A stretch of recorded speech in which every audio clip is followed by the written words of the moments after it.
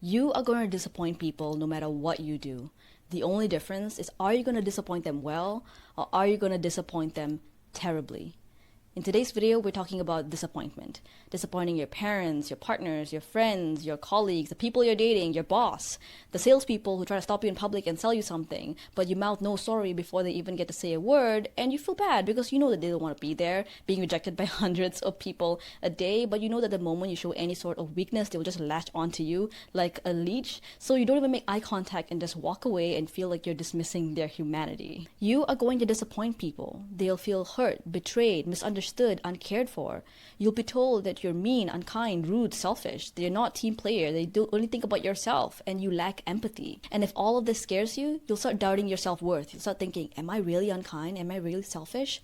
Do I really think about no one else but myself? Do I really lack empathy? And when this happens, you're going to do your absolute best to make sure that nobody is disappointed. You don't want anyone to think of you that way. You never want to hurt anyone's feelings, and you need people to know of your good intentions. And this is exactly how you make sure that no one's happy, not even yourself. I wish someone had told me how to have those conversations and prepared me to have those conversations instead of avoid them altogether. On how to end a friendship or relationship, how to call out someone's toxic behavior, how to create boundaries and actually enforce them. To how to actually sit with the fact that someone else is hurt by you and not try to lessen the blow or placate them because you know this is the right thing for the situation and yourself. You need to grapple with the reality that oftentimes doing the right thing for you, advocating for yourself, will mean that the people in your life feel hurt by you. They will think negative things about you. And every fiber in your being is going to want to explain to them and reason with them that you are not the person that they say that you are. You have good intentions. You don't want to hurt them. And you will try to convince them and show them your perspective of how what you're doing is the right thing for the situation. But this will almost always end up going nowhere. They are going to remain unhappy unless you do the thing that they want you to do. You might find yourself in long, drawn-out conversations that happen over and over again, or they might distance themselves or cause a scene or cause a lot of chaos. And in all of this, you're scrambling and backtracking on what you say just to alleviate the pain and the distance that's formed. Now, that is an awful way to disappoint people. It causes hurt on everyone's end. I know because I've been there many times on both sides. So if you want to disappoint people well, here's what you need to know. The first thing is don't fight it. Acknowledge that you are going to disappoint people. The goal isn't to not disappoint everyone and please everyone, because that's just going to blow up in your face and no one's going to be happy. The goal is to be intentional with disappointing people. Own it. You have to face what's about to happen. You need to own it. Number 2 is recognize that people are not like you. Sometimes even you are not like you. You have to understand that each person has their own unique upbringing, culture, desires, wants, beliefs, brain chemistry. We're incredibly different and we want and need different things. We're in different paths on different journeys. And sometimes we're on the same journeys, but at different places on that journey. All of this is to say that every person has their own perspective on things. It's very natural for us to think that people think like how we think. But you have to understand that even when people agree with us and see things the way we do, they might not even have the same reasons as to why they agree with you and believe those things that you believe. So people are bound to not agree with the actions that you take. To one person, you could be selfish, and to another person, you could have just taken a courageous decision and stood up for yourself. To one person, you could be self-absorbed, and to another, you finally start thinking of yourself and practicing self-love.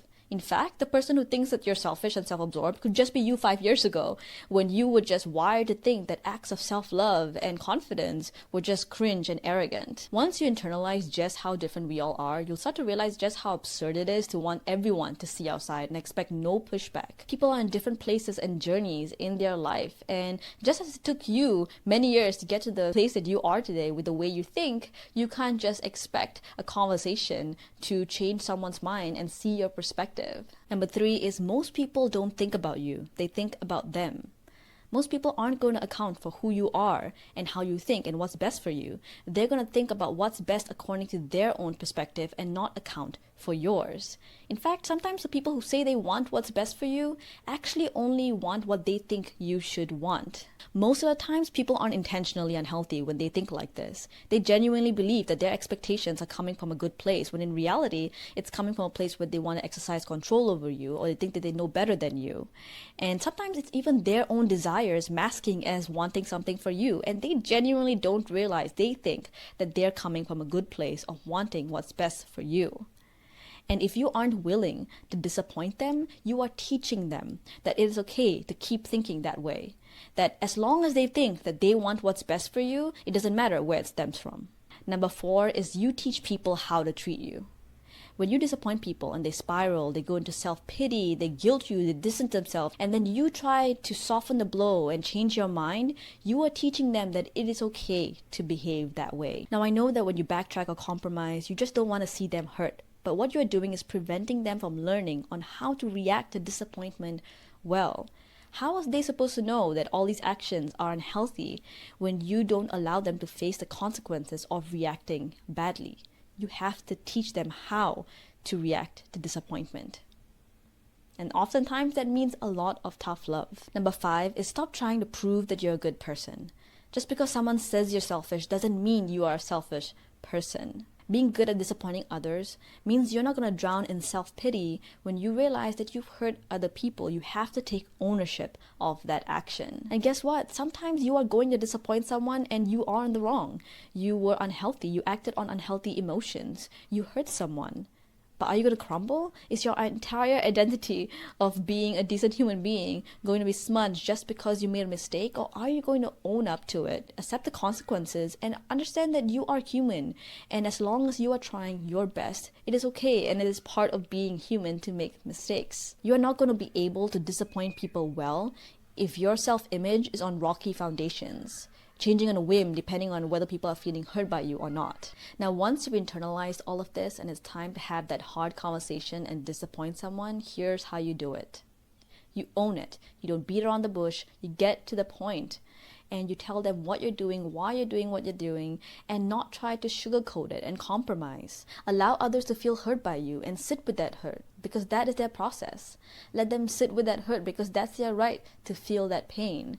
And don't let that affect your self-worth. Don't try to prove that you're not a bad person. Just sit with it. Just sit with that discomfort. And that's the difference between disappointing well and disappointing terribly. It takes a lot of strength to disappoint well. Whereas disappointing terribly is all about fear. Fear of hurting someone, fear of being a bad person. Now, if you made it this far into the video, I do want to share with you, how do you spot someone who actually wants what's best for you and looks out for you? How do you differentiate between someone who just says that they want what's best for you versus someone who actually has your best interests in mind? Here are some things that could help in finding these people. Number 1 is the expectations are often just suggestions, and they don't make you feel bad just because you didn't listen to them.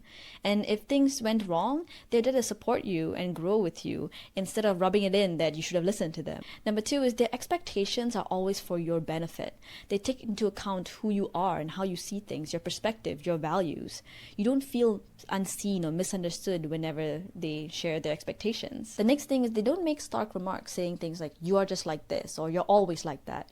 They always show you that they know where you're coming from and then give suggestions on what they think that you might like. Oftentimes, someone who just wants what's best for you might accept that they don't know what's best for you, and they let you know that, and they just say that they're there to support you and be there with you whenever you need them. At the end of the day, people who want what's best for you understand that you are a complex, independent individual who's always growing, and ultimately, you know what you need for yourself.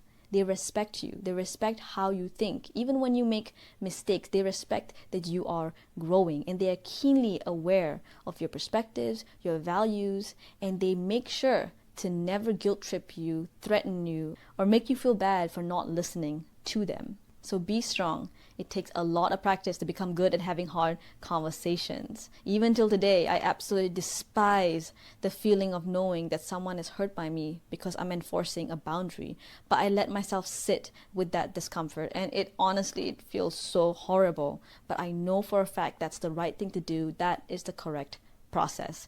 And if you watch my previous video on happiness, you'll know that I talk about focusing on process and not outcomes. And this is an example of what I'm talking about. When I go into a hard conversation, sure, I want things to be great. I want things to feel good and everyone is happy at the end of it and people understand. But that is not in my control. I can't focus on those outcomes. All I can control is how I act. And I know for a fact that by allowing myself to sit with the discomfort of someone being hurt by me, that is the correct process. And I need to be strong when I do that. I hope you guys enjoyed the video. It's been another long one. I will see you guys in the next one.